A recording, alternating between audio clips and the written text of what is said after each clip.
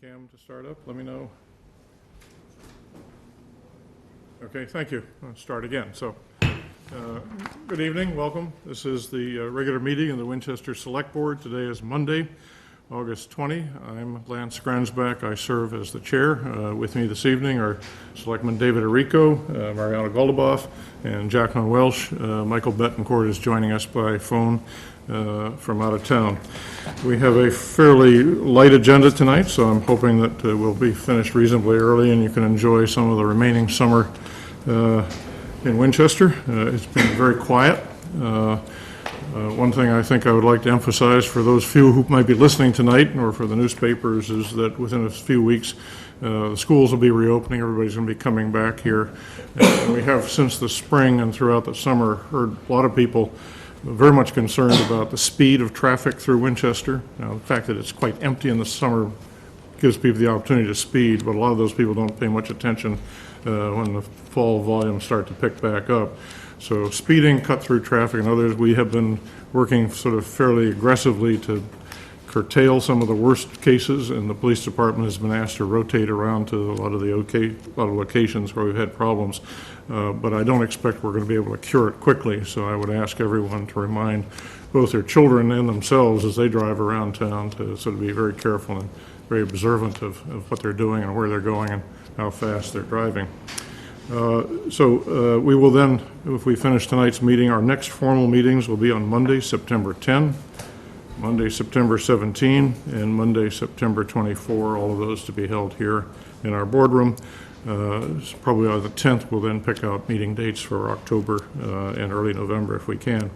So I've made my comments. Do other members of the board have announcements or comments they'd like to make? Sure. Jackie? I just wanted to remind everybody that to gear up for all the wonderful school sports that are going to be starting up very shortly, and to look, you can just Google for the schedules with Winchester High School as well as the McCall Middle School, as well as club sports, of course.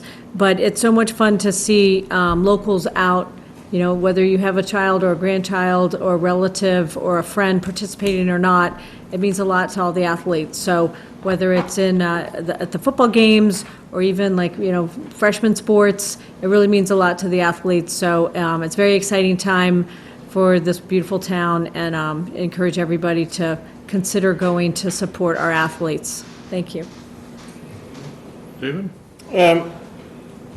I've got some phone calls from folks that have brought up complaints, and I think they're justified. The utility companies, they subcontract with that company, Splundi or whatever, the orange trucks. For tree work. Yeah, tree work.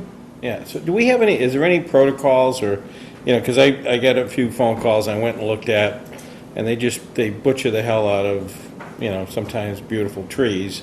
Just seems like they go overboard. Do we have any protocols? Do we have any options to control, you know, what they do, where they do it, and how they do it? We do have some, Yeah. and they typically will file their intended plan with Mr. Gill, Yeah. who's the tree warden #1, but also the Right. DPW director. And usually there'll be a specification, a true spec that that the utility has given to the contractor to trim the tree by. And we have that, we've gotten that before. Yeah. We've gotten a kind of a full-blown presentation on how they approach that very topic, Dave, so we can do one of two things if you're interested in hearing what it is the contractor is guided by. Right. We can pull out what we've gotten in the past, and then we can also ask that maybe a representative of the utility come in with somebody like Jay and go over what those specifications are and what it is they ask the contractor. It just seems like, again, these guys don't care. You know, they come in, orange trucks, and they're paid by the utility company, and they just hack the hell out of they're not left to their own devices. Right. I mean, we would never, like, if, you know, whether it would be a private contractor or one of our contractors, they would never butcher some nice trees the way. And I went and looked at 3 or 4 of them, and it's you know, pretty ridiculous and sad to the extent they You go. want it- If the board wants a more detailed report for the meeting on the 10th, we can. Yeah, I'm wondering, like, if we have any recourse, to, I think the utilities come with a certain distance left and right and above and below the wires, and they just do it. And I know Jay has forced them to shrink that strike Right. zone considerably, but I don't know. yeah, maybe we just had the know whether mad they adhere to butcher tree guy out there recently, so. But, at a minimum, Yeah. I'll talk to Jay tomorrow to make sure that, the contractor, wherever they are in the Yeah. town now, that they're living by the specifications that, Right. at least what we've gotten in the past. But, Right. like Lance is saying, so many feet on either side of the wire, dead limbs first, all that kind of stuff, and then, Yeah. tried to limit the caliber of the branch that's cut. It's pretty specific, but Right. whether or not they continue to live by it, I can ask Jay Yeah. for sure that But they do pretty clear. he's going out and taking a look at the work that's being done. Yeah, thank you. Yeah, just want everybody to be aware that the draft housing production plan has been published on our website for public review. It's a long document, but we would really appreciate if all residents would submit feedback. If you go to our website, under the select board, there's a link for housing production plan, and right at the top there's a link to download a PDF of the housing production plan, or of the draft of the housing production plan, as well as a link to provide feedback, where all the feedback will be aggregated for the next revision. So everybody watching, please go read that and fill out the feedback. Thank you. Any further comments? No? Okay, thank you. Town manager's report. Mike, I'm sorry, I forgot you're there already. That's okay, go ahead. Any comments? Nothing now, thank you. Okay. Richard? So, under the manager's report, there are a couple of items, the most relevant and important being the appointment of a new firefighter within the fire department, so the information is in the packet. We're glad to welcome Mr. Tebow to the department upon the chief's recommendation. The action item that is being asked for is a waiver of the 15-day period so that the firefighter can start on or before September 1st there. So I would ask the board for that discretion in the hiring. Okay. A motion? to that Mr. effect? Chairman, I move that we waive the normal 15-day appointment period to allow the permanent appointment of Jonathan Tebow of Marblehead to the firefighter paramedic GF1 Step 3, effective Okay. September 1st. We have a second. Seconded. Okay, are there further questions?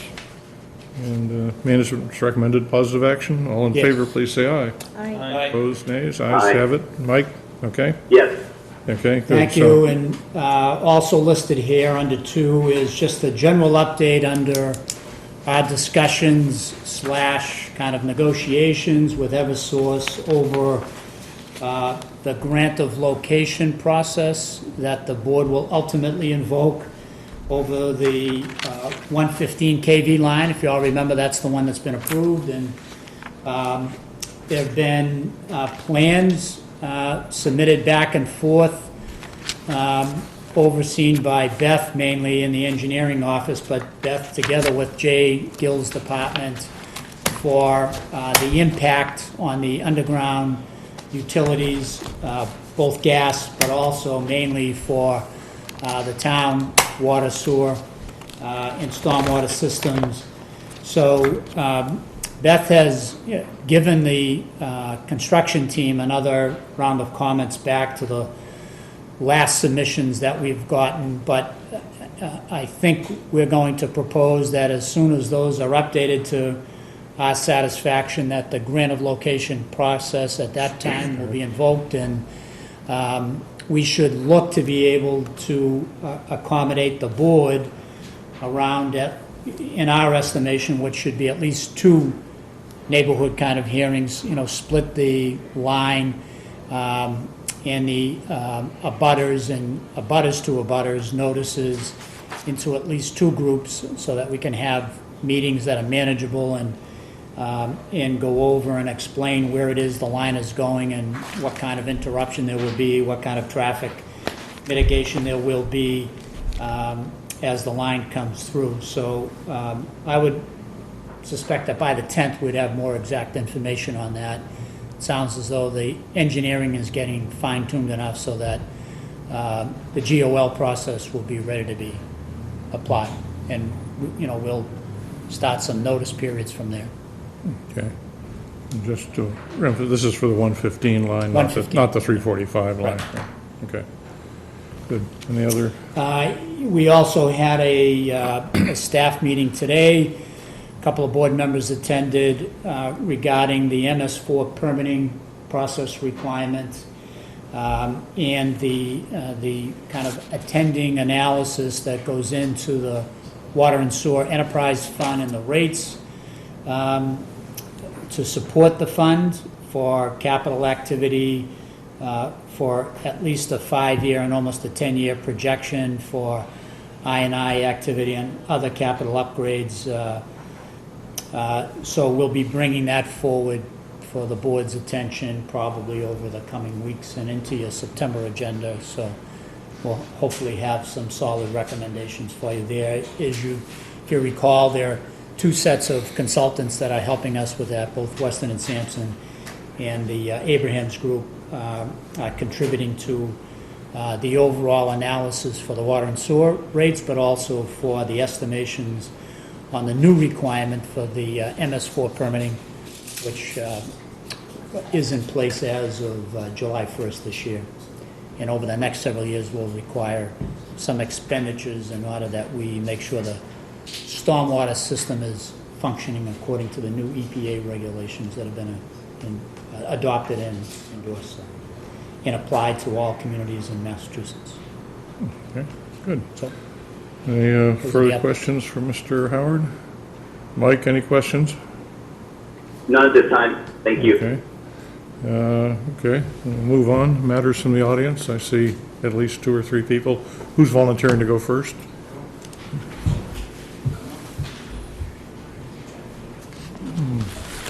Thank you. Welcome. If you'd introduce yourself. Mr. Howard, Ms. Welch, and Mariano, and Mr. Rico. I just want to make a comment of Mr. Grenzbeck's concern about, kids going to school. I greet at McCall School as part of the senior citizens reimbursement thing, and I went to school one day, and I go and I park in front of the school. You made mention of crosswalks. What I'm asking is, to a certain extent, if maybe during the first few days of school, if there could be someone could take a look at it, like Sergeant Batchelder, or the traffic. And the reason I'm mentioning this was, while I was there, I was going to work early, and down where Lincoln School is, if I have it correctly, and there's a swing down, and you come up in front of McCall. There's a crosswalk right in front of McCall, and there's a lady, a crossing guard there. I looked over to the left, and as I was looking over to the left, whew, a Boston cab flew, and the crossing guard and I yelled out, "Watch it!" And she had her little dog with her. This is the reason I'm asking is, if there wasn't somebody there, the dog and the lady go airborne. And this from a safety concern. Very dangerous there. And then you also have it to some degree down to the crosswalk at CVS across from the corner. People whiz through, and then, it's big, as big as I am. I says, "Don't you see me? I didn't see you." Well, I'm pretty hard to miss. But what I'm saying here is, they fly through, and they're not paying attention. And what I would just like to hopefully avoid is there is some impetus on the speed and concern that people do slow it down. Well, the good news, and I think you probably voted for it at town meeting, is when we asked town meeting for money to study the area, the traffic conditions around McCall and Lincoln, town meeting voted for it, and I understand from Meg White, our projects engineer, that they drafted an RFP, put it out, screened a bunch of consultants, and I believe Be a either recommendation. be a recommendation very shortly, and we'd hope to have the engineer out looking at the traffic patterns around that whole area there, because it's a free-for-all zone. Well, I appreciate the courtesy to make comments you were making and address it to the board and Mr. Howard. And they're flying. Yeah, so I mean- it's, And it's, Mariano's been tracking that for some Yeah, I time. agree. I drop off behind, Mystic Valley Parkway there, and then, I pull out to that crosswalk behind, and I stop for kids crossing, and somebody will pass me on the right while kids are, well, it's they're not crazy. supposed to. When you come down, you come down It's not two and lanes. you by near the Enka shop, you have that light, well, we've talked about it sometime. And they stop, and then you stop, and then you just go around to the right.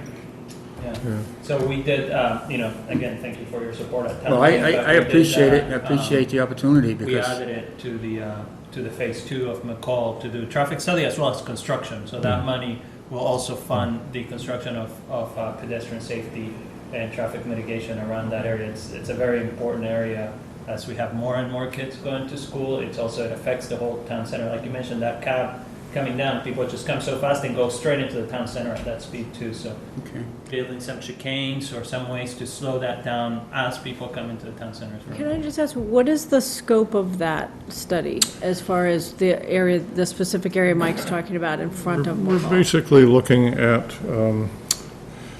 I'd say, well, it's, I think we said 1/10 of a mile out from McCall and Lincoln on both sides. So basically, up Main Street, the whole of Lincoln area, up the Washington interchange and the whole round, and then down onto Mystic Valley. So basically, draw an area around. And what we're looking at is pedestrian movements, teacher and parent and student drop-off, pickup zones. Do you know when the- as well as traffic controls through the whole You know when the area. recommendations are supposed to be out? Well, I think we're just on the edge of selecting the engineering consultant. And I presume I think Meg was planning to have them start doing their counts and looking at it when school starts, because we didn't want to bring them, start them in the middle of August when there's no Yeah, one I there. think So it's Mike's going to be making- within, yeah, I yeah, I would expect- respectfully, because that sounds like a great idea, but that seems like the correct approach. But I think Mike's point, if I have you correct, is given that school's about to start, and there's always this, I think for a lot of parents, sometimes they drive their kids like the first few days or whatever, especially maybe some of the younger kids.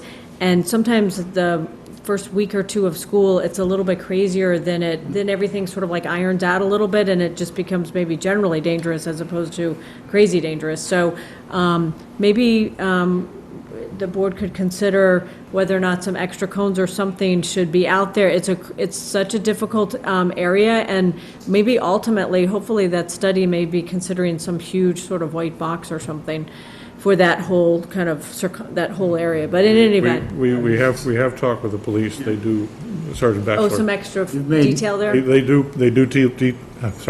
do detail police to that area. So I know that the principals in each school meet with the parents and talk about good practice for pickup and drop-off. Lincoln School has a very structured program, as does McCall, so there's a lot of stuff going on, but definitely getting the police out there would be Thank you for the opportunity.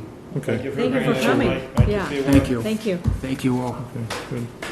Who's next? Like 10 seconds. Okay, sure, welcome. Hi. My name's Ian Lyons, and I made a presentation on around July the 9th discussing the potential revocation of the Winchester Country Club corporate charter. And I followed up several times, once here and then several times with Patty in the front desk. And I think the last I heard, it was subject to an assessment of the town's jurisdiction. And I was just wondering if that's moved forward. Also wondering if I could be helpful. Still on my agenda to discuss with town council, but I was out for several weeks in July. Town council was out for a week or so toward the end of July, so it's absolutely, as I promised you the last time that you were here, it's still on my agenda to clarify with town council what, if any, steps the board can take in relation to the points that you've raised and the general laws that are applicable. So I promised you it wouldn't drop by the wayside entirely. It won't. And Okay. I'll continue to keep it on the agenda with the kinds of things I'm discussing with town council. But haven't forgotten about it at all. Okay, and then just to make a comment, so I don't get stuck in a ping pong match. Yep. If it's deemed not to be in the town of Winchester's jurisdiction, Yes. would it be possible to let the town of Arlington know that it is in their jurisdiction? So therefore, if I go and meet with the Board of Selectmen, they don't sort of say, well, maybe it's not our problem either. And I'm not being critical at all, it's just the reality is, if there's a We could miscommunication. certainly do that, but my understanding is that we do not issue any of the permits or licenses for most of the activities.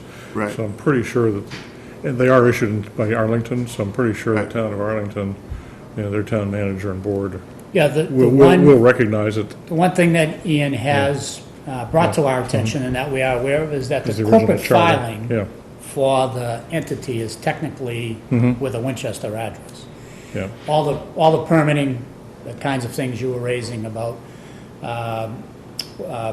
permitting for function, vicular, alcohol, all done on the That I other side of the understand, yeah. municipal line. But so the question to be answered is whether or not the fact that the corporation address is listed as a Winchester address has any bearing on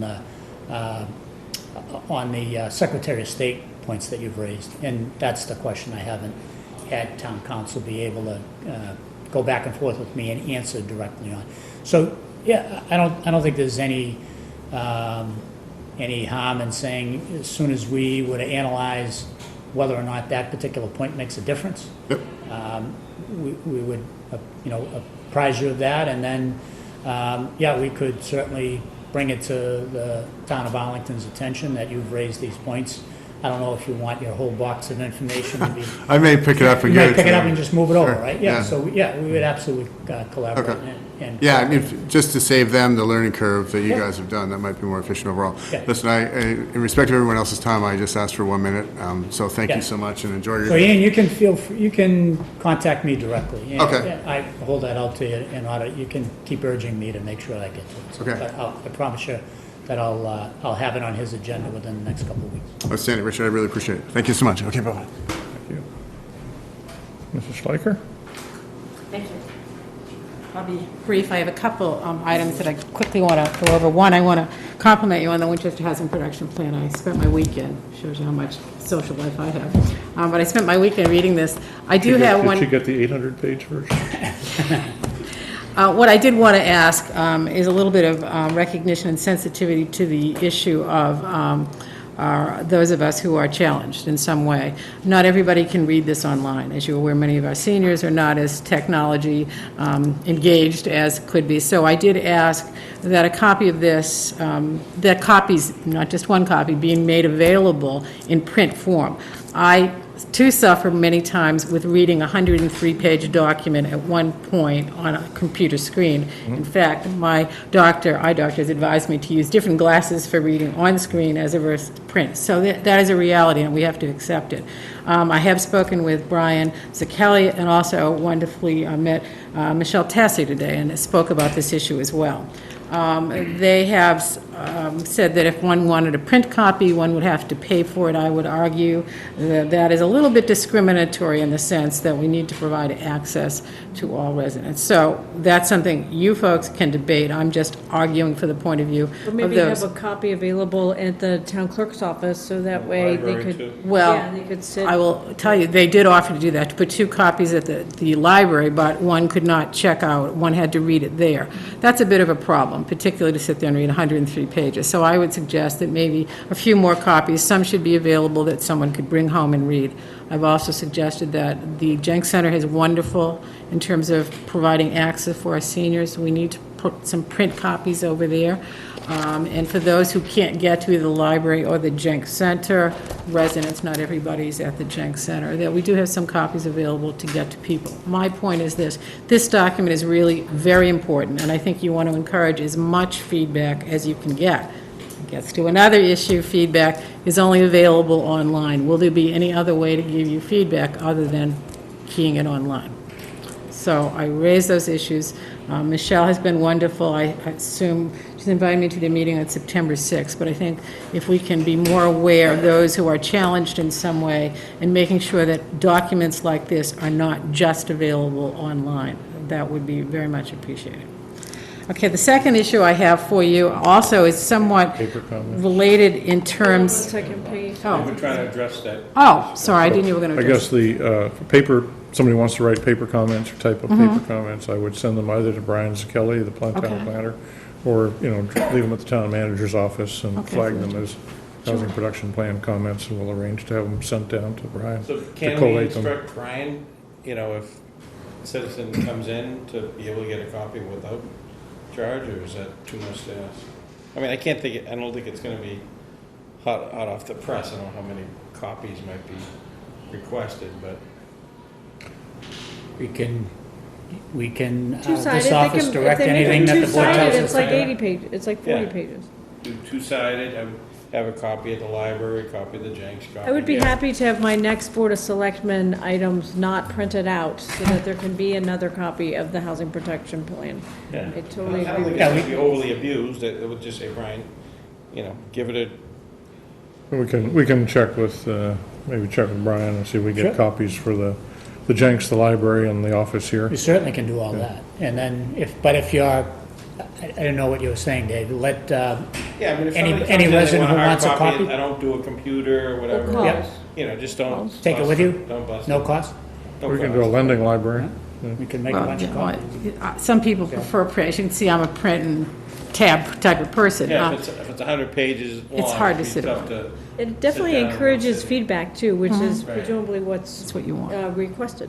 So we'll run off Yeah, a I mean, bunch if of it gets copies up crazy, here. again, I don't think it's gonna And- get Yeah. crazy. Yeah, we'll- Two-sided, It could be we get the sense of the 4 or board, 5 people that we'll come address in, it. two-sided, or call. We'll recite. see how far they go, and if we need another 2,000 after that, we'll, I'm sure the press, paper, and otherwise will be glad to announce that. If you need a copy and would like to encourage people to get a copy, it will be available. We'd in the like fall. to encourage you to first read it online, because Oh, I have done. we want to conserve the town budget and trees. Oh, I hear you, but yeah, if you want to pay my eye doctor bills, I'd be very, You're very raising- supportive. Might be cheaper. Okay. You're raising an excellent point, we appreciate you bringing it up. Another issue I have regarding disabilities or access is something that I've called to the attention of Michelle Tassi as well, and that's obstruction of clear passage on pedestrian sidewalks in the center business district. Now, first of all, don't want to disparage anybody who has done any of these decorations, but I do raise the issue. I love to meet new people. I really do, and I enjoy walking down the center, but I don't like to meet new people by literally walking physically into them, and that happened to me when I was walking on Shore Road in the area of Strong Landscaping. They have two beautiful displays that are on the town's sidewalk, but they do obstruct the width of the sidewalk. And I'm not saying that all of the large vases that were put there, I don't know if they were put there by the owners or by some civic association. I understand they were put there by the owners themselves. But they are a problem. They are restricting your access on those streets. I suspect Shore Road, just looking at it, that sidewalk is a bit narrower than it is the sidewalk on Mount Vernon. So if you see in front of Leading Edge Realtor, if you see in front of Ristorante Lucia, or Lucia's as it's called now, they also have displays, but the sidewalk width is still adequate so that I don't have to, as I do on Shore Road, walk towards the curbing. Okay, and that unfortunately happens to be on a curve. In front of Strong Landscaping, it takes a little bit of a curve, which makes it even a little bit more risky. So I've called that to the attention of Michelle Tassi. I believe Jay Gill is going to go out and measure those sidewalks. But again, I asked the question of this: are permits required to put anything on the town sidewalks? generally, yes. Okay, I asked Jay Gill, and he said no, there wasn't. I think the only reason the permit, I'm not looking at an issue of collecting revenue on this, but I think if you permit them, that immediately might kick it to Michelle Tassi on disability, so that these kind of issues can be avoided in the future, so that we don't cause access issues. So that was something I wanted to call to your attention, and I'm sure Michelle. And also, the other issue is sandwich boards. I don't know if you've seen the sandwich boards, but I was coming down, heading towards the center on Main Street. I got near Lane's Funeral Home. There was a sandwich board that was literally right in the middle of the sidewalk advertising a karate school. So again, that should not be permitted. It's on town property. That's on us, too, Yeah. right, signage? that is Selectman? Yeah, no, there's no doubt that, especially in town center, there's been tradition of issuing permission, never at a cost. We don't charge for the several locations that you might see where there are chairs outside on the sidewalk, there are planters outside, mostly planters. There are small sandwich boards at some locations. So at one time or another, probably every one of those locations have been in and has gotten permission, but they take them back kind of in the fall. They probably don't come back every summer and ask you again for the same permission. They might assume that they have permission after having asked once. But if the board felt as though there was an epidemic of concern, or whatever it might be, sandwich boards, chalkboards, planters, then we would, You may remember, I think the signage requirements, there are some guidelines to where you can place them, how large and how much clearance, Yep. wheelchair clearance on the sidewalk. So if people are not observing that, we could, Well, all I would ask is Push them to do that it. we involve our Disability Commission, at least in the conversation or the issuance of permits to put them out, because I think Michelle has that as her bailiwick, and I think that's important, that at least they be informed and have some say, so that we avoid some of the issues, because it is town property, and town has to follow the rules in terms of access. sure. Okay? That was my point in that one. The other thing I had to ask you is about the leaning utility pole in front of 250 Swanton Street. It may have come up in the past, I don't know how it was resolved, but I know that the best vantage point to see the lean is if you travel up Swanton Street towards Main Street. And it's obvious to anybody who's gone by that it's overburdened with the attached wires. Now, someone said they didn't think it was that much of a problem, but I'd like to know, how do you make that statement? Did you have an engineer look at the degree that it was leaning? How do you determine if the pole is dangerous?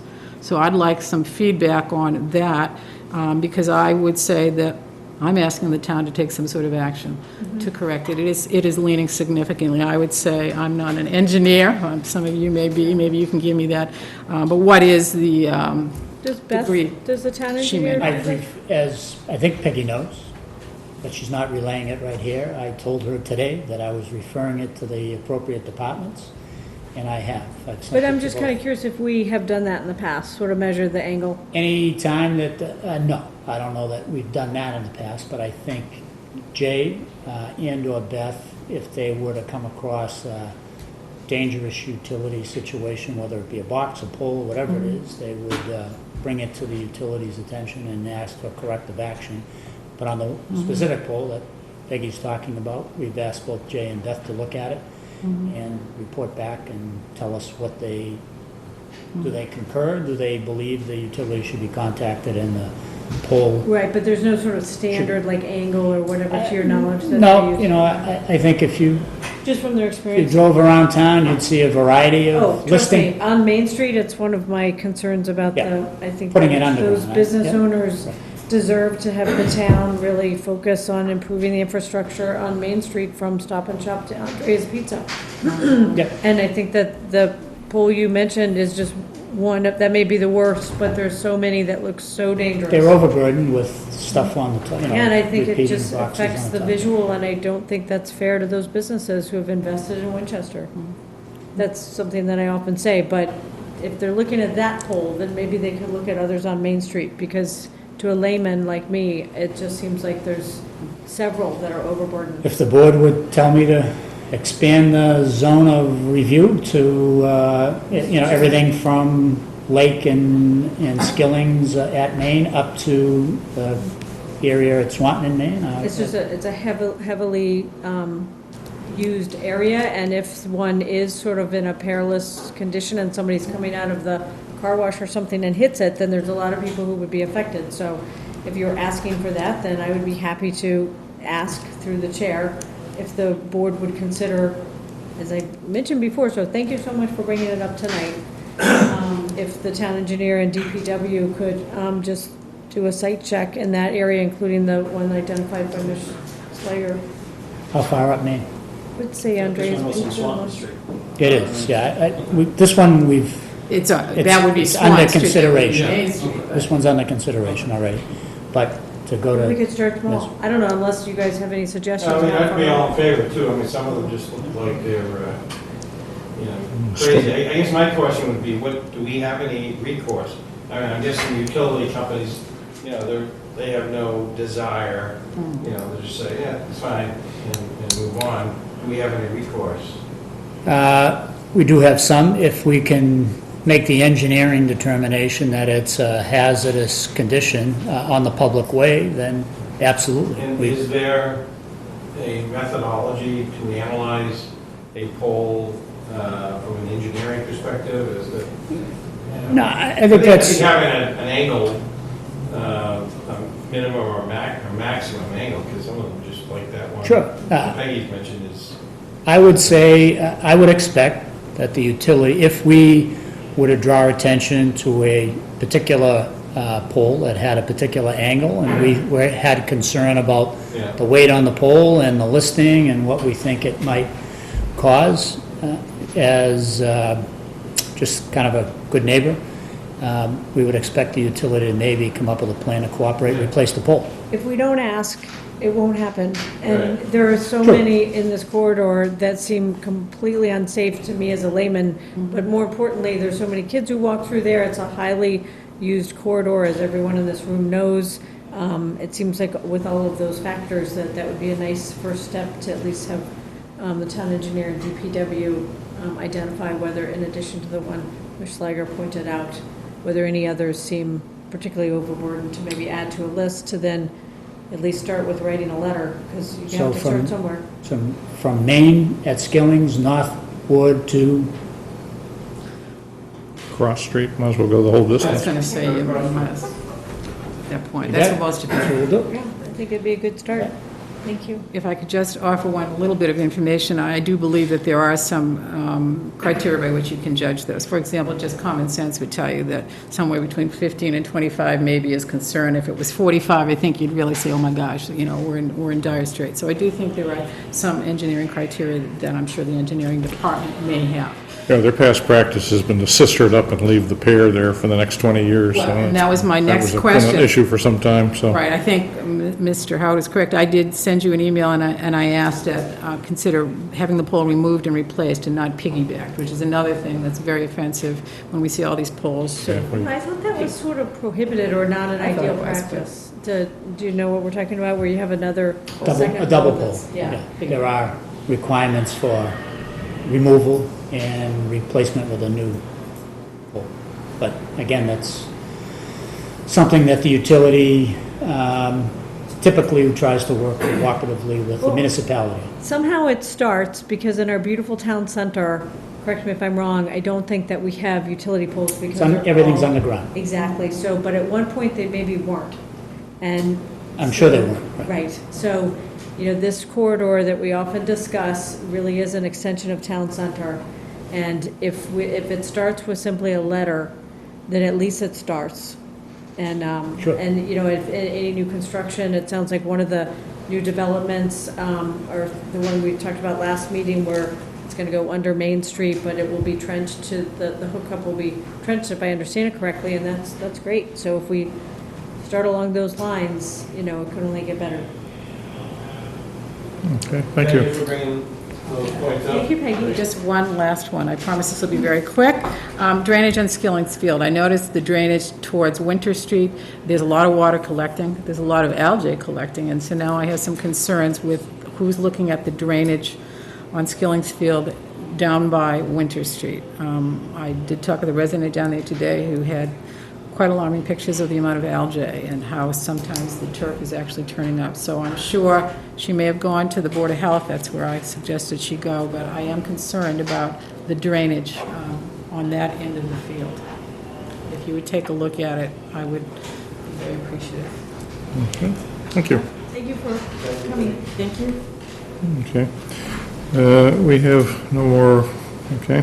No comptroller's report tonight, no licenses or hearings, so we'll move to our first business item, which is a committee appointments. And we have one appointment for the Committee on Names. Recommended. Recommended, okay.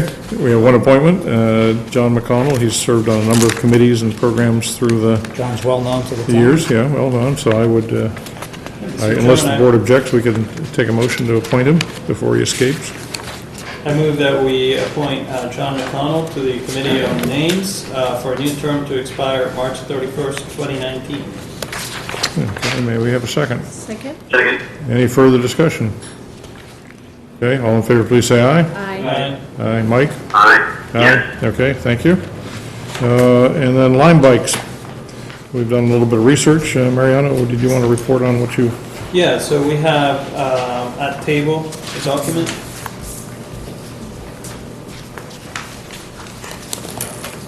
So, line bikes, what we are, so just so everybody understands what we're talking about is dockless bikes.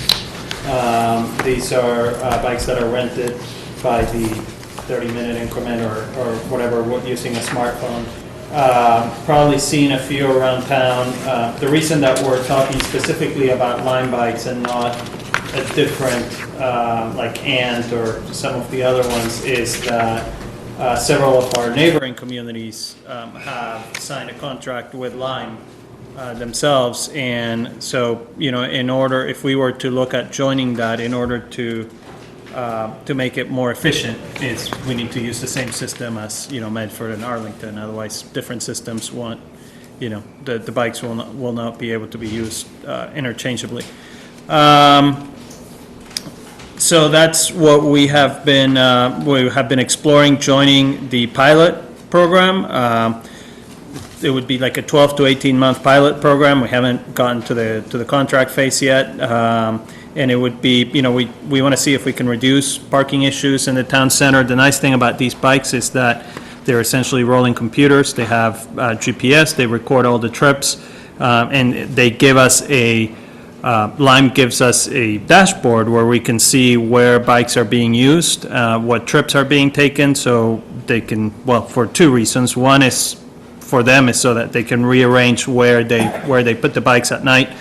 And then, for us, is we can see where they're getting more use. And so we thought about, where we would start, essentially see if we can reduce some parking issues at the town center by having people, especially who commute, who right now leave a car in the town center, taking up a parking spot for 8 or 9 hours when they get on the train. If instead they had available a bike, that they don't have to find a bike rack in the town center near the train station, because those bike racks are always full. Would help reduce our transportation carbon footprint. That is the number one emission of carbon by the town of Winchester, is transportation, is private vehicles, and also hopefully traffic as well. So it would be a pilot program.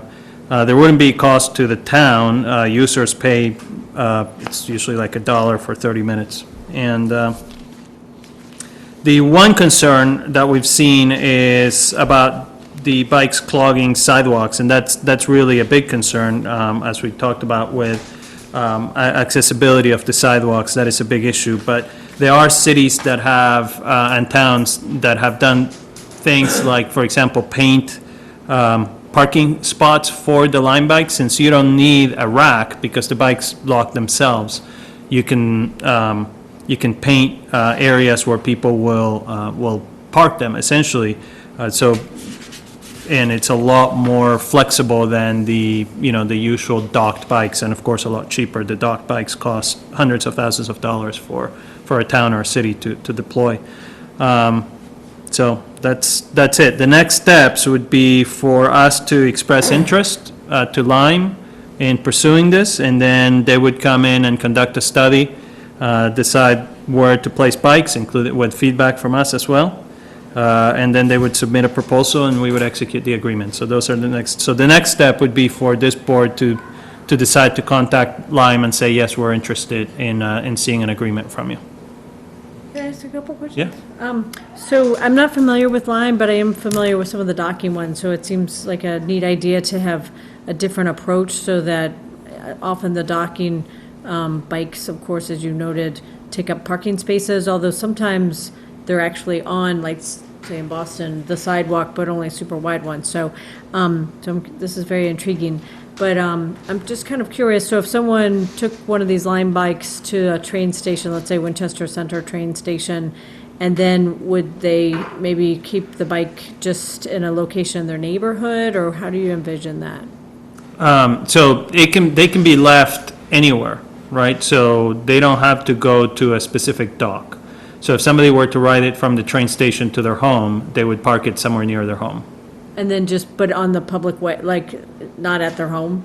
Not inside their home, right. So It in would- other words, so that someone else could So use it? somebody else can ride it, yeah. Okay, and, so in that sense, it's kind of like the city bike one, the docking ones, where anybody can just pick it up or whatever. Yeah. And then, so this pilot that they would do would be to sort of study where they might locate them. So in other words, not just in town center, but it's various other locations in town? Yeah, absolutely, and, I mean, we have the new tri-community, multi-use path that would be, that has access to Morocco Elementary, that has access to behind the hospital, so, there's a lot of good access through that path, so I would imagine that it will get quite a bit of use. So, and then does Lime offer like maintenance? I always wonder about those, like with the Citibank bikes and stuff. That, I mean, does somebody look them over, or, so the brakes work and stuff? I'm just kinda Yeah, so curious. with the city bikes, like in New York City, or the blue, They're all over what is Boston. it, blue bikes in Boston? Yeah. I believe that those are the responsibility of the city. In this case, they would not, it would be Lime. They have trucks that drive around, and they, And just check on them or something, or? yeah, and they also reposition them, like if one is left somewhere where nobody's gonna get it, they come in at night and move them. So I get it in the city for a lot of reasons, because there's like a volume, and I'm just kind of curious, you seem so knowledgeable. It seems like a really neat concept, but what does the data show for like a town? I know you noticed you mentioned that it seems also very thoughtful of if neighboring towns are using this vendor, it makes sense for us to as well. Totally seems logical. But within a town itself, like as opposed to somebody just using their own bike, is it sort of designed for people who don't have a bike or maybe have it in disrepair? I mean, for example, ours are always in disrepair. But, I mean, would it ideally, like if it took off, be sort of like a bunch of Lime bikes sort of all over? Or how do you, kind of, what's the model basically in a town like ours? It's not just for somebody who doesn't have their own. I mean, there's a lot of people who have bikes for recreation, like on the weekends, that are very expensive bikes, who might not want to leave it locked up at a rack in the town center where rain might come down on it, or, worse things can happen to several $1,000 bike, and who would be open to riding something like this to the commuter rail if that's, or kids riding to school, don't have to worry about, although there is an age limit, but, high schoolers could ride My it. concern is in the neighborhoods, of course, often the sidewalks are used, for kids walking to school and stuff like that. Yeah. And that would be a concern if there was like Lime bikes all over the place, but I don't think that's what you're contemplating necessarily. But I mean, I totally get the idea of, for all the great reasons that you stated. So I totally get the idea, and I get the goal. It's just, it's interesting. I mean, it seems like maybe no harm, no foul to attempt the pilot. Yeah, it's a pilot. It wouldn't cost us much. We could, other than some paint on the street, especially to, some education to say, don't leave them on the sidewalk. Some paint to give, on the street to give people places Then where would they to be if place not the it. sidewalk, like on the street? There's a few like half parking, like for example, right in front of Starbucks, there's a no parking zone that is essentially a half. I was thinking about the a neighborhoods. parking like- spot. Yeah, like it's one thing to be in town center, but yeah. then where do you go? Oh, in the neighborhoods, there's, I don't know, there's berms, there's, But I think yeah. we're getting into planning it. But Yeah. what I understand from the material I've read is they come to Winchester and they tell us where they think the bikes would work best. And then we get to look at that before we approve it. Well, I completely understand that. I've read Some of this, they've I've said done on their some, yeah, experience in but I'm other just towns. trying to actually just take this one next step, that if people are going to and from center, where are they putting the bike in their neighborhood? That's all my question is. And, somewhere near on the sidewalk, somewhere near your driveway. So on the sidewalk then? Plans. Yeah, or on your front lawn. Or on the but- berm between the, berm, On the the, front lawn. Well, that's why I asked him the question. Yeah, I mean, Yeah. they have Interesting. watching them on the West Coast, they go around and pick them up because they have a GPS locator on them. So they send a truck around at some odd, if nobody picks it up within X hours, because Oh, it's that's a interesting. moneymaker, right? Yeah. So if it's not in motion, it's a dead capital investment, so we sent a truck around to do it. The cities do the same thing, they reshuffle things for the parking station there's enough bikes. volume, yeah. They move. And we've had a few of them end in Winchester already, coming from Medford or from Oh, that's Arlington. neat. Yeah. And some of them have been ridden out, and some of them, they actually came and picked them up, so. yeah. It's a neat idea. Thank you. Mr. Chairman, I've seen, driving through Arlington, and I guess on the surface, I don't think I'm a fan of this because it just seems like they are scattered every place. They're god-awful, ugly, flying colors. They stick out like a sore thumb. We've got a beautiful town. Easier to find them in the winter. Yeah, I mean, that's another point, just cleaning the streets, the sidewalks. When you drive in Arlington, again, they are every place. They're on the sidewalks, they're on the berms, they're ugly. I'd be more inclined to support someplace where they have to be put. It's a docking station. This is just, when I drive through Arlington, it's like, this is, ridiculous. And I don't think it'll be, again, if it's a pilot program, I wouldn't be in favor of it, but maybe see what residents think after they start seeing these bikes scattered every place. I think it's We don't, an effort, an ugly factor. presumably the agreement is for a limited time. Yeah, the agreement would be for a limited time. Yeah, I mean, the issue with the dock, the dock would be great, right? But the problem is that then we have to put a bunch of docks all over town, and It's a the different cost, the Yeah. cost to the town would be in the hundreds How of many thousands bikes, of how dollars. many bikes would so. they, I think I'd want more information, again, even though I'm not supportive of it, but how many bikes would they propose to put in the town? And how long is the pilot program for? And So that would be all part of the next, so the next step would be for us, so before they come in and they do a study of Winchester to decide how many bikes, and we set the length of the pilot program, they want us to, this board to say that we want to see Line come in to do this pilot program before they put the resources in to do this study and to put a proposal forward. So, but the number of bikes, where they would be and things like that, and the length would be part of the agreement, that's, the So fourth is it a step. standard agreement, like could the agreement, and I know I'm getting ahead here, but do you think, based on your knowledge, that the agreement could be sort of modified by the town, like? Oh, I'm sure. I mean, It's negotiable. It's negotiable. yeah. They might tell that you, might take they care of might some tell of you your there's no concerns. market for them. Yeah, they might tell us, wondering. no. To me, I think, Arlington's a lot bigger. in Winchester, more bedroom community, again, I'm just not seeing it. Again, we've got beautiful neighborhoods, and you look out your window and you see this Lime bike, maybe in an urban environment, city, Medford, maybe it works or whatever, but just one person's opinion, it's not for me. Mr. Chairman, But, Can I just ask a question about bike safety? How many streets in Winchester actually have bike lanes in them, of our major streets? Do you know? I think, I don't think there are any that are technically. The street striped is this the way. lane. Yeah. They're allowed to We be don't on have, the in street. most cases, our streets are not wide enough. So what we've been talking about with Jay is striping the roads. You have a center stripe and then a 10-foot travel lane and a white stripe and a bike shoulder, which is not a full 4 or 5 foot, whatever they require, but a kind of a, sometimes 2 or 3 foot, a little safer, but not. You Not a do full have a bike new lane. bike path in Yeah, we do a bike, yeah. Well, and that's wonderful, but I'm more concerned, for example, at the Swanton Street, some of the streets around town that where these people most, if they didn't use the bike path. And so I'm particularly over, you talk Foxcroft, some of those streets, heard about a lot of cars getting problems at the intersections. I'd also be concerned once the light goes, what we do. One question, Mr. Guloff, I have is, I've seen the park and ride stations for the bikes in Boston. What they do is they have these docking stations, and if they have the docking stations, I don't have a problem with it, but where I'd like to see the docking stations is above and beyond, because what they've done in Boston is put them in certain sections, they take away parking spaces. Yeah. That's what he was saying is a benefit, yeah. Yeah, that's one of the issues with docking stations, is that they take up so much space and the cost. There's some cities, and there's a good example from Minneapolis, that what they've done is they've painted, but because you don't need a huge docking station, you can paint in like half spots. Like the one in front of Starbucks would be perfect, right? Because there's a half spot there that is in no parking, where everybody goes into, parks their car in, blocks the whole street to grab coffee.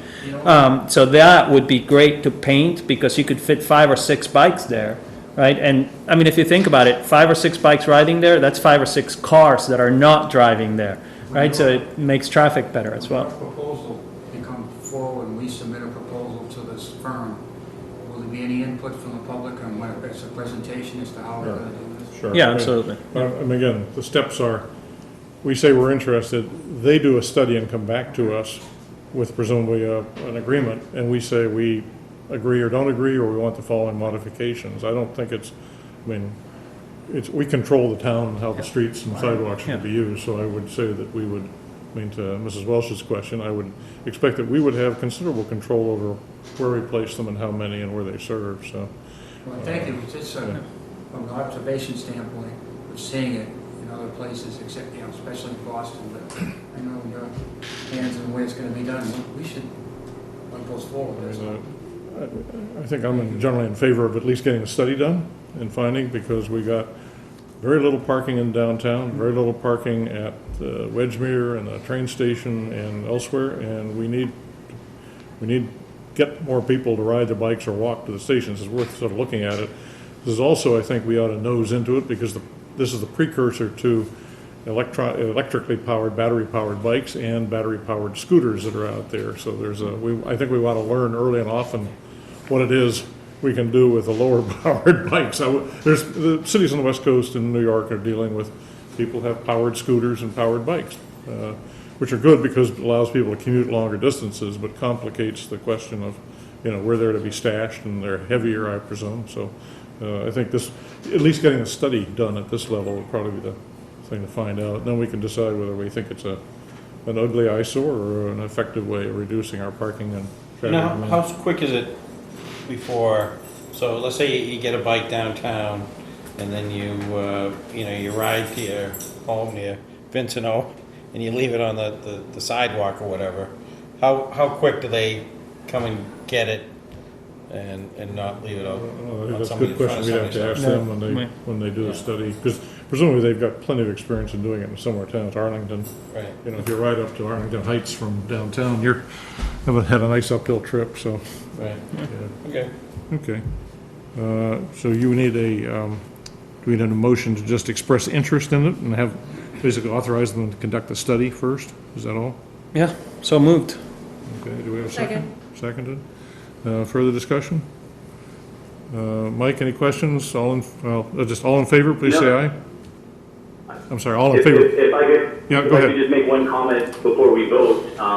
I have seen a number of these bikes around Winchester, I think, as a result of surrounding communities participating in the pilot program.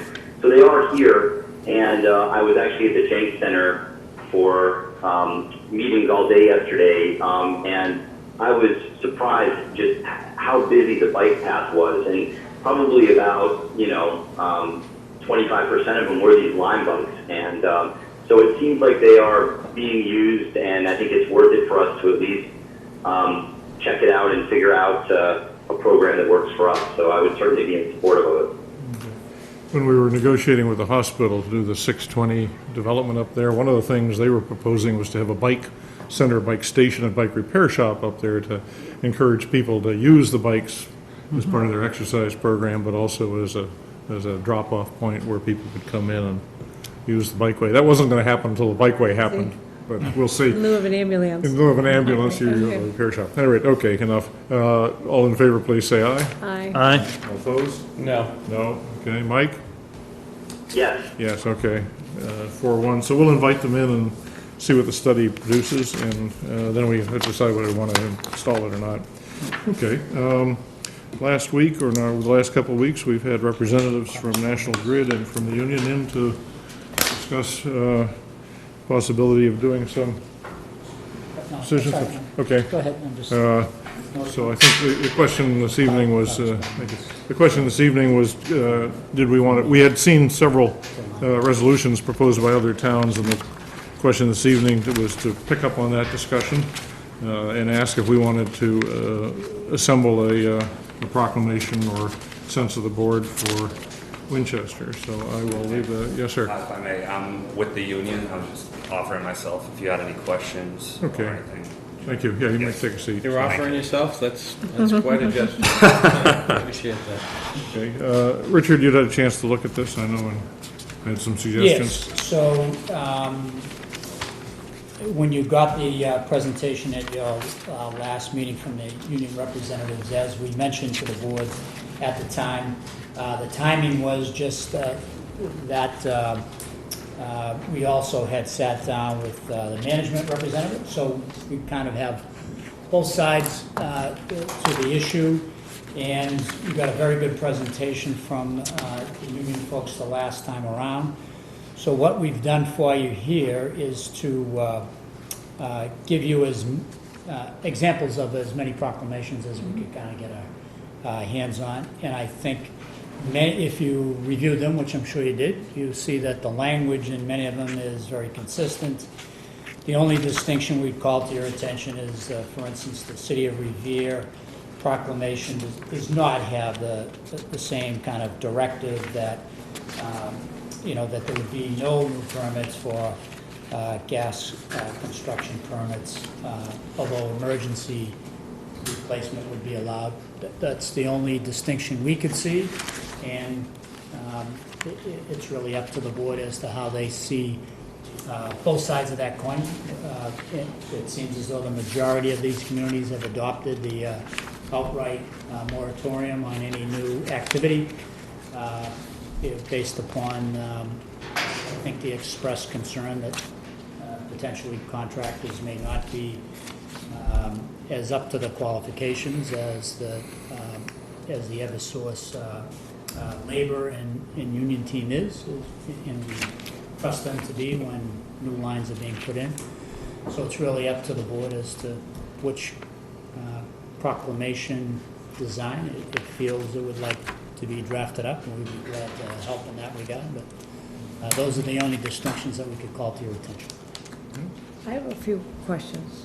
Okay, thank you for coming. Of course. We really appreciate it. Thanks for having me. So I don't know if some of my comments are really questions that you might be able to respond to, or perhaps the town manager or others on the board. What's the status of, just in a nutshell, I'm sure maybe it could take days to explain, but what's the status of the negotiations? Like, do you see an end in sight, or not necessarily? Not necessarily, unfortunately. We are meeting pretty much about once a week at this point, but there hasn't been much movement, any movement at all, to be honest, from So the it's company. sort of indefinite, kind I'm of, sorry, I as forgot far to as ask you you can to tell. introduce yourself. Correct. My name's Neil Crowley. Yeah, okay, thank you, and you're Okay. representing the union? Yes, I'm on the executive board of the union, and I work for National Grid. Okay, thank you. Okay, so then I was just kind of curious, I know, and it was a really strong presentation last meeting that we had, so I was just kind of curious if it's not an emergency, I don't know, like new construction or something, and somebody needs some work done, is it just not done because the National Grid won't be able to, if a town has one of these proclamations, or kind of what happens, like is a project sort of stalled, or if it's not an emergency?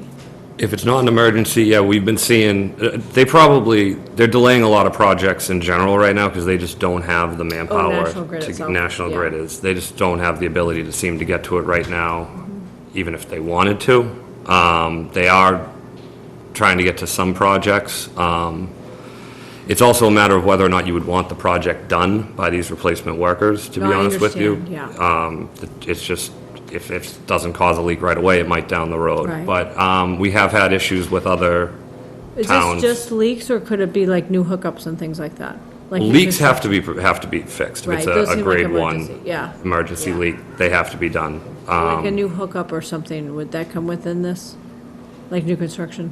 Yes, that's what the moratorium is looking to get in front of, is not allowing the replacement workers to be Right. doing. Which could mean that in the interim, maybe it wouldn't get done at all, kind of thing? I mean, it'll get done at some point, hopefully we'll be By back to National work Grid, soon. right. And there have been, we've talked with some cities and towns about specific projects that they want done, and, we're not trying to handcuff and not get anything done. In that situation, we've talked about you might want to have more oversight, like fire watch from the fire department see. or something like that. But it's But that something. wouldn't be allowed with these proclamations. No, right? that's not correct, no. That, if we are talking about something, specific, a project, there's your definitely some room to do that, because like I said, it's not trying to put a stop to something being Okay. done in the town. But things that like a regular plumber might do, or gas fitter, like say if somebody's replacing their whole range system or something like that in their house, that wouldn't be affected. This is If a just- plumber's doing it, no, because that's not something Okay, we'd be okay. dealing with anyway. Okay, and I guess I have two other really small questions. So I'm just kind of curious what the implications, if any, just asking kind of that general question, are if the town signs this, as far as whether or not the town may have some outstanding projects that it has with National Grid. And then my last question is, has town council reviewed this and provided their view? Second question first, no, Okay, town council has not looked at it yet. First question is, I believe Grid has given us a list of new activity in town, and also a list of either level ones or level twos that they would like to be able to address during the kind of lockout period here. So those are things that typically would be under consideration by the DPW director anyway.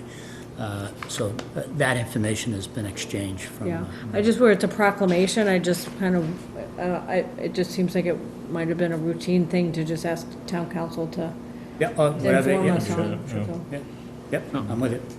If I could, it's mainly the new main or replacement main that we think you should be most concerned about, because there's also no oversight of these workers doing it. No, it sounded, that was a very compelling Yes. presentation last time. So again, if it's certain specific projects or something like that could be talked about, but it's a lot putting new main in the ground, which Different raises scale. a big concern for us. And since we last met also, the professional firefighters in Massachusetts issued a statement, I don't know if it was sent along to you or not. Support. Yes, in support of the moratorium. Winchester was included on that.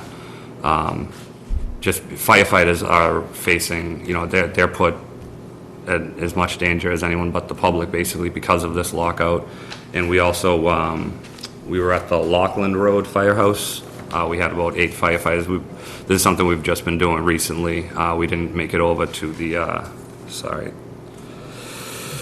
Mount Vernon Firehouse yet. But we've been getting nothing but support from the firefighters, because they're the ones who realize, we're usually working hand in hand with them, and they're seeing the people who are responding to calls, and, those guys are now looking to the firefighters where, I suppose we used to work together. So I have that here if anyone would like to look at it with some names on it. I'm very concerned about having workers that are not as qualified as they should be doing any gas work, whether it's new permits, new construction, or even, level 1, level 2 leaks. I understand that those are emergencies, and unfortunately, we have to have replacement workers doing that. So, I think that we absolutely have to have a moratorium on anything that is not an emergency, until we can get workers that have the years of experience doing this work. And as far as the emergencies, I don't know if there's anything that we can do to put additional detail, whether it's firefighter detail, whether it's town engineering detail that we can put in any of those. Hopefully, we can charge National Grid for those additional costs to the town that they're putting us in due to this lockout. Is that possible? They may voluntarily pay if, Okay, I so. don't know that we can charge. So I think that for, I understand that the emergency work has to be done by workers that are not as qualified, but I think we need to have the additional safety. The safety of our first responders and the safety of our residents should be our primary concern here. So I think that we have to have this moratorium done immediately. To move us along, we don't have a drafted version of this, but if you look at, I read through the ones you handed out to us last time and looked at a number of others. City of Cambridge's version, on the front end of the whereases are sweet words, but Right. the last 4 things resolved, they urges to end the lockout, urges to agree to a fair and equitable contract, that's fine. I think the next two are quite useful. One is the city manager, in our case, the town manager, requested to work with the relevant departments to provide increased oversight. I think that's a very relevant to your things. And then on the following page, they say no new permits, except for, for non-emergency gas construction projects will be issued. I don't know whether we want to wrap it into there, but I think we should basically say except as authorized by the town manager and DPW director, which would begin to cover, the negotiation of a critical project.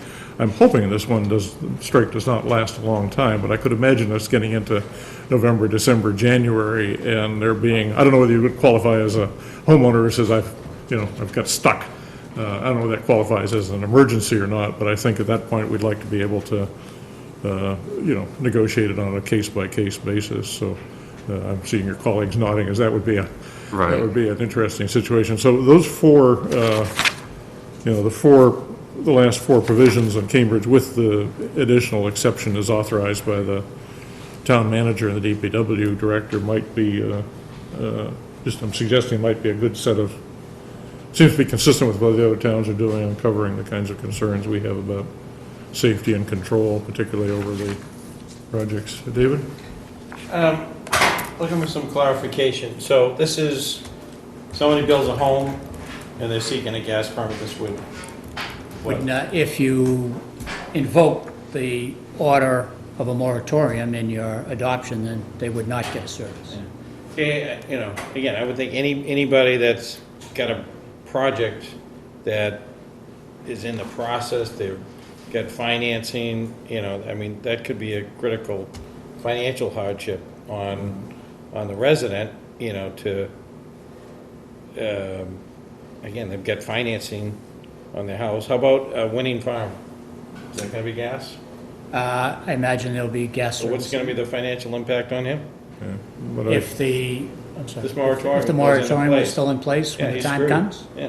but this is where I think I heard your primary concern was with replacement or repair to the mains. That's correct. And if it were a case-by-case question of a project or an individual home, but that's something that, Yeah, if you left, where Lance is going Mm-hmm. is, if you left yourself the latitude to review case by case and Yeah. the discussion. Correct, to have about what's the right additional way to do it, oversight. right? with additional oversight would Then, be the yeah, critical you'd be able to- process. Yeah, again, I'd want clarification. I would never want to put that financial burden on somebody that's in the middle of, finance the house or Winning Farm. That could be Yeah, so- catastrophic for him and us. So that's where I would suggest that the fourth Cambridge ordered, or provision would Be be modified. modified to say, except as authorized by the town manager and DPW, and I presume that would fall to more cases like you're talking about. So, I understand Yeah. the issue. I understand the predicament that it can put somebody on financially. I think that, the risk to loss of life is more important than, But I presume we would only authorize exceptions if there was the additional oversight, or if we could come to concern about the additional Okay. oversight. I'm not going to speak for the union. I presume the union doesn't want to irritate half the voters in the. Absolutely not, no. Again, this process, so it's a balancing act. I think, exactly. yeah. Personally, I wouldn't recommend having it done by these workers who want experience, but, that's that why could be we're willing to something. have these conversations and want to, So we don't have a full draft of this tonight, but I guess we could ask the town manager to pull together a draft shortly and, Yeah, I think that was the Consensus. purpose here, was to get the board's sense to tell us to put something into draft form. I would also take Jackie's recommendation that we run it past town council as well Okay, and bring it yeah. back to you for adoption. Yeah, I just have two other items really quickly, Mr. Chair. So, you said that you heard from management. What did they say? I think generally their position would be that those contractors that are out on the field, in addition to management personnel who have now gone out into the street and formally maybe worked out into the street, some of them, not all of them maybe, but that the contractors that they have brought in are contractors that, in some cases at least, I think they would say in many and most cases, are the contractors who are out there anyway, on certain work. You guys would probably disagree with that, I bet. Yeah, Yeah. a part of it, but I mean, there is an element of that there, but they're also being watched by By- either a supervisor overseen or a by- union, and the overseen by supervisors are National Grid supervisor. out there doing work. There's no one watching them, and they get paid. Yeah. Can Get I, it done. can I say Get it something? I heard in most cases, in some cases, certain work, we're asking our firefighters to go into these situations with explosive gases. I don't think that that's good enough of an answer, that in certain cases, in most cases, some workers might be qualified to be working with explosive I gases just want to under know our what streets. they said. I'm No, just trying to collect Right, information. and I- I tell yeah, you, they would I- never put an I- unqualified contractor on the job. That's what they would say. Okay. Oh, no, I would, and then my last one, and then I won't, then we can kind of keep moving. But, so the City of Revere, this one was kind of interesting. So it's a resolution in support, and then there's the whereases, and then it says, be it therefore resolved that the City Council of the City of Revere urges National Grid to end the lockout of its gas workers, et cetera, et cetera. So that the repairs may continue to be performed by qualified and properly trained employees. And then the last one is, be it further resolved that the City Council of the City of Revere urges National Grid to agree to a fair and equitable contract and provides for competitive wages and benefits commensurate with the technical skills and qualifications possessed by members of the U.S. Steelworkers Union. So this is different than the Cambridge one. So this seems that, and this was provided, as part of the mix of, I guess, options or things that other towns have done. So it acknowledges, this situation, which obviously is unfortunate. Nobody would want you guys to be in this situation. So it would be the town acknowledging the importance of the significance of all those issues, but it doesn't necessarily, it doesn't include the provisions even modified that the chair was saying. So it looks like there's a variety of these, and that at the bare minimum, it's, correct me if I'm wrong, but that you guys are, would like to show kind of like a show of support, and that seems like that, might, I believe that you're trying to encourage that. I believe Revere has one of the more strongly worded moratoriums. I reading And maybe this this is a incorrectly? different, Yeah, but it doesn't say ordered like the other one. I picked up on Right. that too. So that's why I was Doesn't say curious if ordered town like the other council ones. was, yeah. Did I I mean, misread when something? we had, they voted 11-0 unanimously in our favor. But for this But resolution? for the resolution, Right, so this resolution is different than Cambridge's. So, anyway, it but just. I mean, some of the cities and towns want to offer support as well as the resolution, and we're more than happy and grateful Sure. to get that, but it's also the moratorium is what we're, That's the goal, yeah. Exactly. But I would Yeah, think, Revere does not have the moratorium language I need to, for new construction. That's the only distinction. All the others have it. I'm pretty sure Revere issued the moratorium. Revere is not issuing new permits. This was July 23rd, 18. Again, I've read through it, I think, as Jackie did too. I didn't see any moratorium like the other ones, unless I'm not picking up on it. I mean, it could be that we could ask town council that, to provide some advice to the board that, it sounds like there's a consensus on support for what you guys are going through and wanting the whole thing to end. Sure. But, The only Maybe needing objection I some would have to clarification. Revere would be if there's work that goes forward on an emergency project or something. I think it's in our interest to make sure that it's properly supervised. Yeah, but it sounds like Revere an do- Revere emergency- doesn't, Emergency work is always gonna get Yeah. done. There's no one going not around. get done, get supervised. and Right. get controlled. And there's nothing in the Revere language that makes that point clear. I don't think we, I mean, is that the whatever Revere? Revere wants to do, I don't think that's, Irrelevant. Yeah. it's irrelevant to what we want to do. I think, We're just you know. showing you Well, there's it's a not- variety. No, I understand, but it I was think. provided as yeah, as another example, so that's why. Yeah, Yeah, I think there might be another Oh, another version? Revere one out there, I'm assuming, because so originally they just had language saying no new permits, but we were going for new and existing also, because National Grid had a lot in there. In the And- pipeline. Correct. And they had, at their next meeting, I don't have the date, and that's when they put the new language in saying we don't want them, just because we granted them a permit, but now it's a whole new workforce in there, basically, was their reasoning. So, I mean, I was at that meeting, I recall that. I haven't read through this one particularly, but I know Revere was very on board with the moratorium, so I can get But then a that. subsequent meeting, And that's the if only one that we have. There's a chance I'm incorrect about that, but I don't believe so. So let's, to move this along, let me suggest that we ask the town manager to draft something around the type of the city of Cambridge in our language, and we can bring it back and decide which elements we want to keep and which elements we want to strike, which debate is a full board, so. Is this for And public show and to- private projects, and do we have any public projects that would be impacted? We don't have any of our buildings that we're talking. Any yeah, town-owned no, properties? no. And show it to town council. Yes, So we'll draft something and then we can edit it down or edit it up as we feel like it. Okay, And show it to town council. yeah, Yes. okay. So Well, we'll go he ahead. hadn't said that, so I wanted to make sure that was in there. Yeah. So we're going to draft up something and we'll bite it at our next, chew it over at our next meeting and. September. That would be 10th. September 10th, and Yes. we'd be on the agenda Right, yeah. for that. And there'll probably be a vote at that meeting, do you believe? I would hope so, if we can, strike the language. We don't have anything to vote on tonight. in Sure. Form, so I think we would do it, Absolutely, aim to do it at that point, yeah. All right. So, I think we're quite concerned about safety. sure. I don't think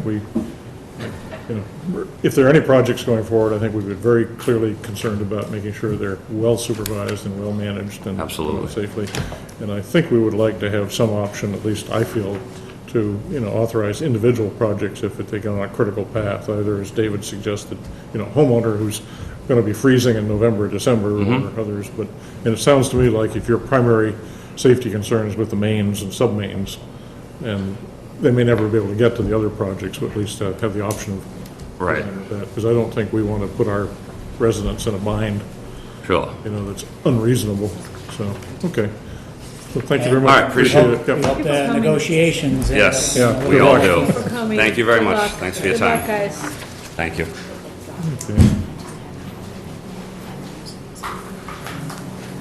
Okay, we have a,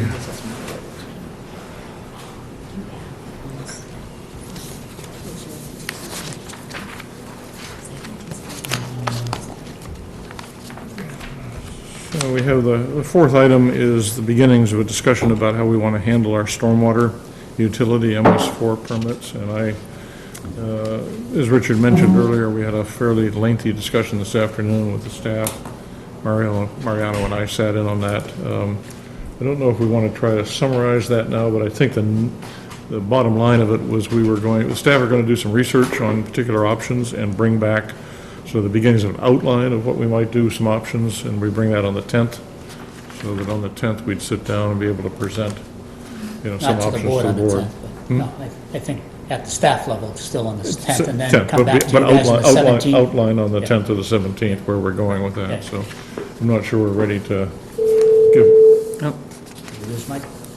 give people a full briefing on it tonight, but Hello? Mike? Lance? sorry, I just got drowned out. Well, he monitoring for the chamber. You want to try to dial him again?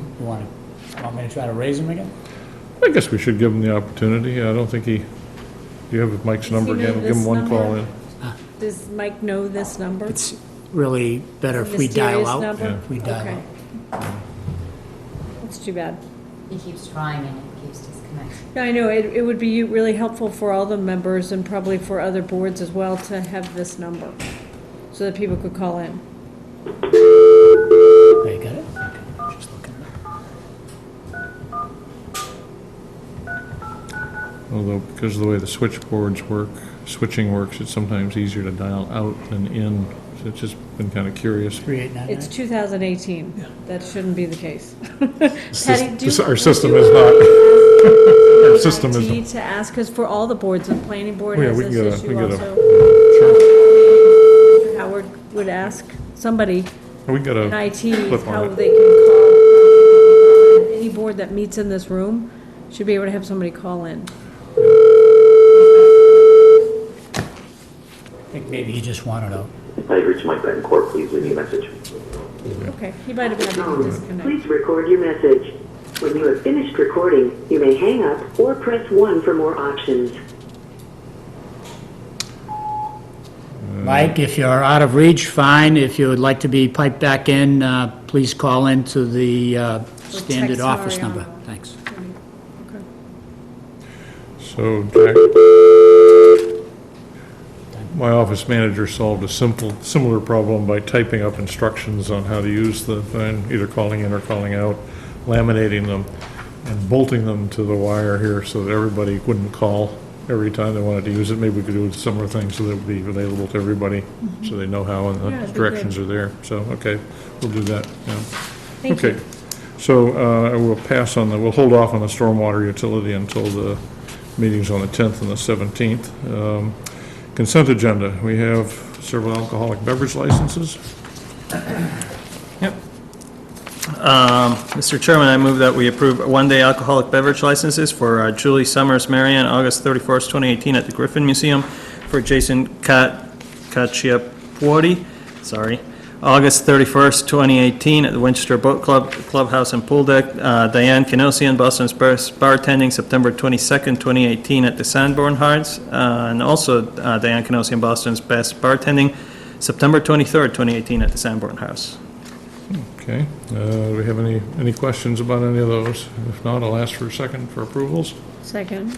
All in favor, please say aye. Aye. Aye, okay, that's, we're down to we're down to four with There's one a absent. supplemental. So the supplemental, that's Yeah, Okay. yeah, I'm looking for. Where's the McIntyre? Here we go. Mr. Chairman, I move that we approve one-day alcoholic beverage licenses for Archie McIntyre for Right Log Farm Conservancy, September 1st, 2018, and September 8th, 2018, at the 1827 barn, and also for Amy Reinskopf for Right Log Farm Conservancy, September 9th, 2018, at the 1827 barn. Any questions? If not, I'll ask for a Second. second. Seconded. All in favor, please say aye. Aye. Aye, ayes have it. Okay, thank you. A donation. Yes. So I read it correctly. Mr. Chairman, I move that that the Select Board accept the donations in the amount of $624 for appreciation of services provided by the Council on Aging to be deposited in the Council on of Aging gift account. Okay, do we have any questions? If not, second, please. Second with, Appreciation. yes. And a letter to go out to follow? Yeah. All in favor, please say aye. Aye. Aye. Aye, okay, thank you. And then the last item, and I promised people an early end this evening, was the minutes. I don't know if people have had a chance to review them, but I would, I'm sorry, Mr. Chair, do we do anything with this Hope Hope Christian? Church? Yeah. sorry, Hope Church? Yeah. I don't know, is that something we need to act on, or is that just a, Number 3. okay? So is that no? That's on supplemental? Yep. Yeah. Request. So this is a request to, Oh, they want to shut it down on Friday night, September 7th at 5 PM, to be used for a program on Saturday, I guess, September 8th. They're setting up on Friday evening. They want to close the lot Friday evening at 5 and use it on September 8th. And have we seen, We're okay with that. okay, staff reviews, okay. Good neighbor, Did they inform the Jinx? we would, yeah. Yeah, so they would close only this half of the lot, I assume? Yeah. Yeah, okay. Well, do we We want would leave the to, jank spaces available. do we want to specify that it's not the Jenks, not to include the Jank's Jenks? 26, Yeah. thereabouts. That's a Okay, good idea. all so the right. Jenks is okay with it? No, Not, we were not to just saying we include their would not. Jenks. Oh, okay, so Back not there, the Jenks. the spaces in front of the jank. Okay. So, we want to, is there any discussion? Otherwise, I'll take a motion to approve closure 5 PM of the Mount Vernon Town Hall lot, but not the Jenks 26 spaces, starting at 5 PM on Friday the 7th and going through, Till when? doesn't say till when, 5 PM on the 8th? Oh, I would assume that they would go, Or to the close of their event? that they need more than 5 PM because they'll need Break to down. break down. Until midnight? No, they're just asking for, you already gave them the permission to use the space on Saturday. Saturday. Ah, okay, so this is So this just, is just the. I think it's Saturday at 6 o'clock or something like that. So, Mr. Chairman, I move that we extend the time which Hope Christian Church can close down the town part of the Mount Vernon parking lot, not to include the spaces for the Jenks Center, and that the time be extended to Friday evening, September 7th, starting at 5 PM. okay, further discussion? If not, a second? Second. Seconded. All in favor, please say aye. Aye. Okay. Rather than go through all the minutes tonight, if there are people who would like to go through the minutes, I will offer, not this week, but the following week or the week after, I will offer to buy coffee and post a small board meeting to go through them, either by group or by minute, if by line, if you'd like. And I will buy coffee, and we can do that at some point if there's, I'm seeing Mrs. Welch perhaps volunteering to go through them at some point. Is it convenient to you if you'd like to do that? Sure. Okay. Okay. And I don't know if there's anybody else who would like to do that. Nope, Are you David's thinking like looking very excited. before I the can tell. 10th? No, Are you thinking no, the okay. before the So 10th? we'll find a coffee Sure. date sometime, and not this next week, but the following. go Before through. the 10th. Before the 10th, that's Correct, correct, okay. yeah. Okay, do that. If there, so the other thing that I was, just very briefly, if you have your note paper out, request from Mark Toogood related to the town meeting articles. He gave me a list of potential articles, not actual ones yet, and asked me to begin to identify people who might volunteer to work with him on the details of these. So one of them was beginning to outline a housing corporation. I don't know if we'll have that language available for this town meeting, but that's one thing. There were then several tax title property projects, one having to do with the Glenwood, one having to do with the, I believe, the Rice House, and then there's James Street. So those are three, basically have to do with sort of setting up language to take those properties or to do the other conveyances. There's a discussion, which we will hear more about on the 10th and the 17th. That But- sounds up Mariano's alley with the finance. Is that fair to say? Yeah, so I guess, I don't know if you want to volunteer initially, you can always change your mind later, but on the Housing Corporation, I think Mike was Mike particularly Bettencourt, yeah, interested in that. okay. I thought that was, weren't there some meetings with the folks from either Arlington or? Yeah, and the question, if they're going to draft something that we could look at and see if there was any, So- what the options Yeah, were. So the Housing Corporation, that's part of the Housing Production Plan. Right. One of the strategies. During the research, we found that there is an entity established, was established in the 80s, Okay. but a few housing projects, and then, And we're interested in talking to then them went dormant, about the so, yeah. status and whether or Yeah. not they'd be interested in rolling it into town. Yeah. Okay, so we'll CDC, so to speak. we'll volunteer Mr. Bettencourt in absentia to be the lucky coordinator on that one. There was a tax title issue on, might be an article for a house on Glenwood. So the tax title, I mean, I'm not sure, is that financial or more legal? Legal. I suspect it's I mostly think that's legal. more legal than financial, so I wasn't trying to be I would, uncomfortable. I would appreciate you volunteering me, but I will return the favor here. We could go through the list, and you could decide later which ones you volunteer for. So that's a tax title legal issue. There's a Fletcher Fund property. Good point of clarification. Yeah, there's a Fletcher Fund property, and I believe that's also a deed legal issue. That's the. Yes. Yeah, okay, and then there's a Concom, there's an arrangement to be made for an easement on James Street, where he might put up a Habitat house at some place. So those are all I could legal. do that one, Issue, sure. the issue on the Forest Street home is legal. you know, Okay. So, Okay. And Forest Street is different than the Jane Street? it is. Okay. Yeah, Is that the Fletcher Fund property you're talking about? Yes. Is okay. that, can you say what property that was, or? The number? Yeah, it's the one you looked at. Okay, that's what, Yeah. Okay. yes. So The those- issue, I'm sorry, it's the mortgage note Right. issue. Do you want to do that one? Is that what, are you expressing interest in? No, I was doing that? curious, I mean, yeah, is Mark handling these, or? Well, Mark is kind of fronting as he Talk to him usually about- does, the warrant Yeah. effort, so we're just trying to I'll talk line to up. Mark about that, Yeah. that Okay, one, so and probably so the tax put- title one as well. Good. Okay, so what about the Fletcher So I'll Fund do the one? Concom one. Okay, you want to do the Concom? Yeah. Okay, And is that Jane Street? yes, Okay. correct. So Dave, you're going to, I'll talk to Mark about the tax title property and in the the, Fletcher the Fund Fletcher property. Fund, okay. Stormwater utility, we had a discussion of that. I'm guessing that Mr. Goluboff and I should Do you on volunteer to do stormwater that. too, Dave? Sorry, go ahead. Oh, okay, no, I'm sorry, I didn't mean to interrupt you. I was carefully. thinking Dave was on stormwater. Okay. My bad. Stormwater, well, we're all gonna have to weigh in on that one, it's gonna be a larger Okay. kind of issue, but I guess we could, Mariano and I will take the lead on that coordinating. That's good. Then there's I think, one of the questions came up was, are the boards actually indemnified under the state laws and under our Maya insurance? So this is a, So we'll- Oh, it's I'll do illegal. that It's one. illegal.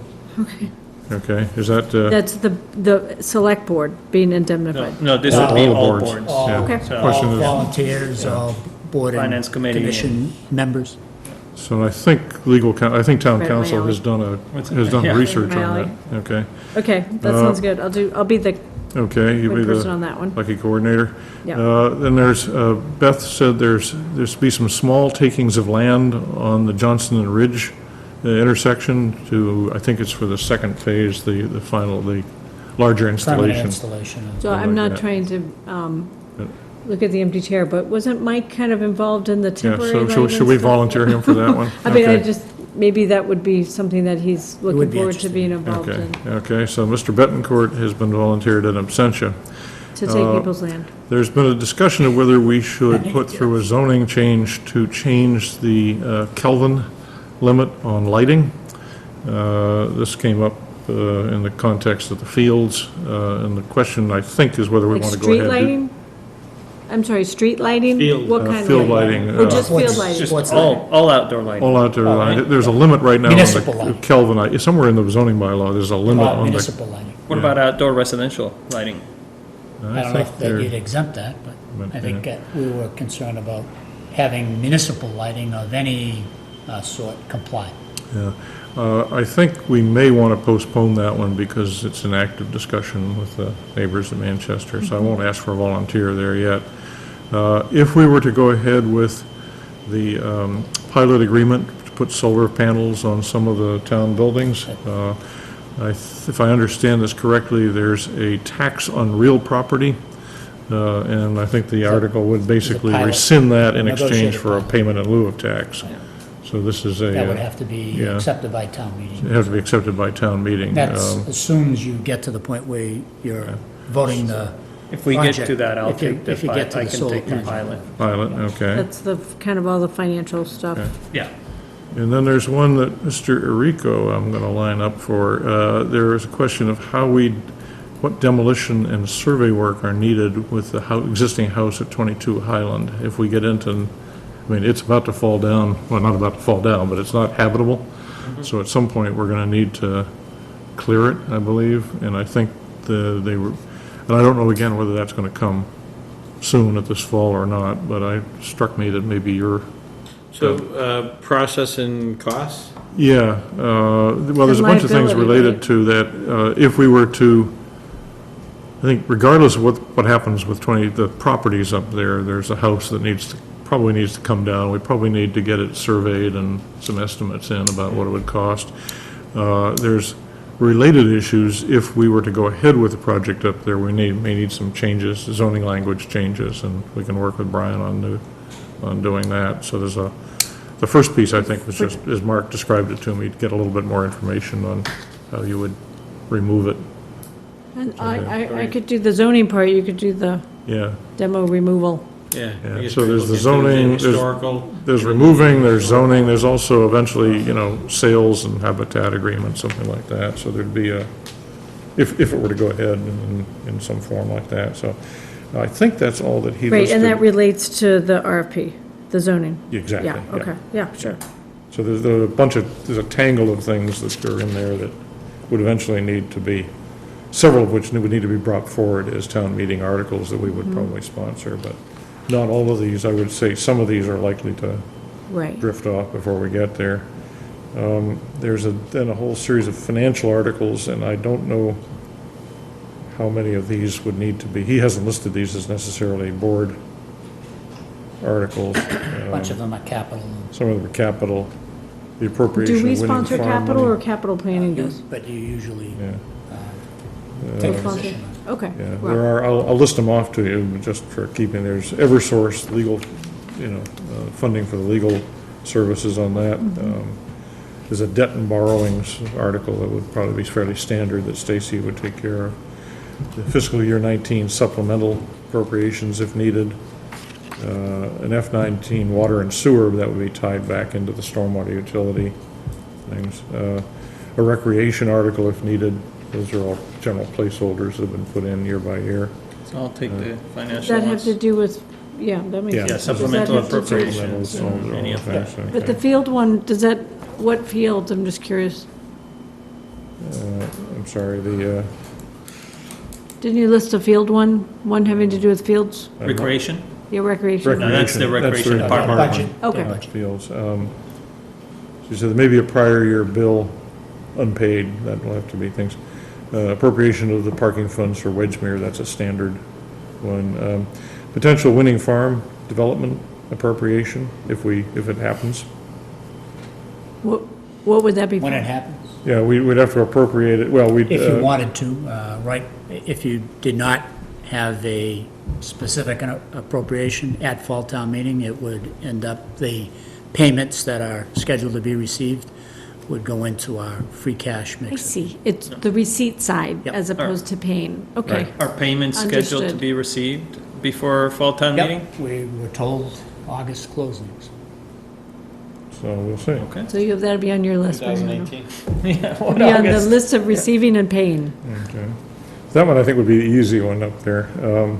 And then he said there's a potential to, and I think Stacy can talk to us more about this, to establish a new fund, either an enterprise fund or receipts fund that relates to cable access and Yep. DOR regulations. So this There's is a basically to new- have a pot to receive. A new requirement, which we've made the negotiating team for the cable renewal, cable contract renewal negotiations, we made them aware that, that there's a new requirement that says the town has to collect the funding. Right now, we don't touch the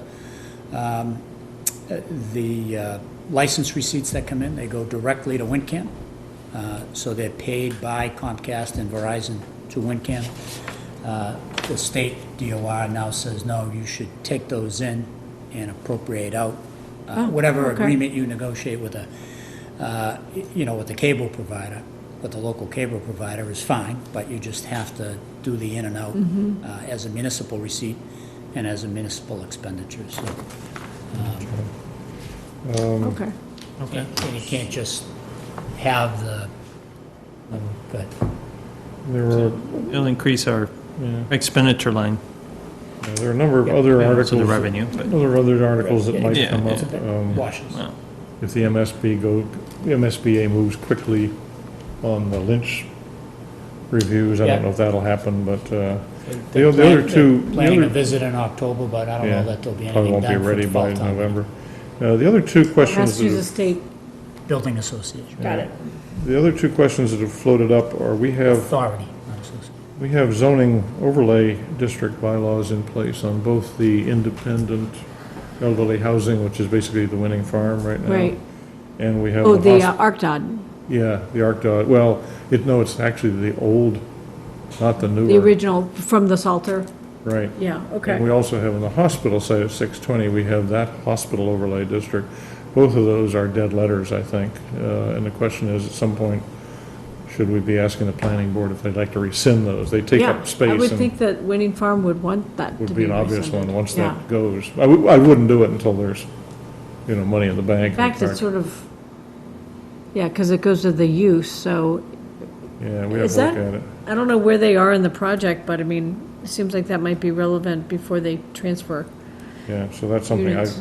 maybe you and I can Okay. track that with things. Okay, so those are, Mark and Meg were gonna give me an updated version of this list with Yep. more details on it. I will distribute that, I'll give it to Patty, and perhaps distribute it to the board just for reference and looking at it, and we'll come back. Just I point of think Mark's information.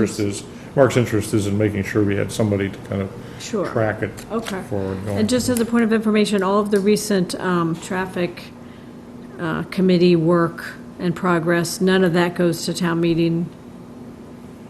I think Beth and the committee are looking at the possibility of asking for some funding. I don't know whether that would be now or in spring, but they're finding that the professional services budget we allocate is not enough to tackle the these issues, things. yeah, sure. And we've had, I know they've had Tool under current contract. They're Okay. looking at the St. Thomas More and Myrtle and a bunch of others, but But nothing goes to town meeting? I'm not sure we, All rest, the typical activity that It you'd just be comes asked to within the vote in, budget? it's the board that has authority over Okay, yeah. regulations, right, street just comes within the regular budget, okay. So we would, well, we could do either with a regular budget, or we could look for additional budget for town meetings, so, a lot of stuff. So, that's all for tonight, unless somebody else has issues they'd like to bring up. Otherwise, we It will was a meet on the... constructive meeting. Yes, We I'm sorry. hit, it was a constructive meeting, we hit a lot of topics. Yeah, there's a lot of material, so, okay. Move to adjourn, please. So moved. Second. All in favor? Aye. Okay. Thank you, Winkham. Brian, you can go home now.